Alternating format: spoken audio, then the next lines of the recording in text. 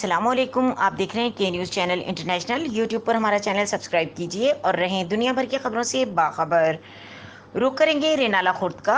महंगाई का सुनामी रेनाला खुर्द भी पहुंच गया। खुश्क मसाला जात की कीमतें, आटा, चीनी, घी, अदरक, टमाटर, प्याज की कीमतें आसमानों से बातें करने लगीं।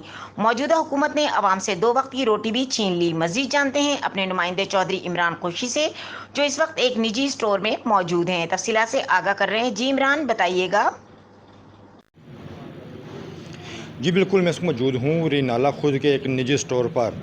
ईद करीब आते ही ज़रूरियात ज़िंदगी की तमाम अशिया जो हैं महंगी हो चुकी हैं। जो चीनी मार्केट में है, चीनी 105 रुपये फ़ी किलो के हिसाब से फ़रोख्त की जा रही है। अगर बात की जाए आटे के थैले की, 20 किलो का जो आटे का थैला है वो 1350 रुपये में फ़रोख्त हो रहा है। अगर बात की जाए दूसरी ज़रूरियात ज़िंदगी की तमाम अशिया वो भी महंगी हो चुकी हैं। अगर बात की जाए खुश्क मसाला जात की कीमतों की, वो भी इजाफ़ा हो चुका है। ईद आने से कबल ही महंगाई का तूफ़ान बर्पा कर दिया गया है, जिसकी वजह से शहरी बहुत परेशान हैं। इस हवाले से जब हमारी मज़ीद शहरियों से बात हुई तो शहरियों का कहना था कि हुकूमत को चाहिए, बकरा ईद करीब आती चली जा रही है, जो ज़िंदगी की तमाम अशियाँ हैं वो महंगी हो चुकी हैं और दूसरी तरफ जो महंगाई का तूफ़ान में बर्पा हो चुका है। अगर बात की जाए पेट्रोलिंग मसनूआत की कीमतों की, पेट्रोलिंग मसनूआत की कीमतों में भी इजाफा हो चुका है, जिसकी वजह से महंगाई का तूफ़ान बर्पा है।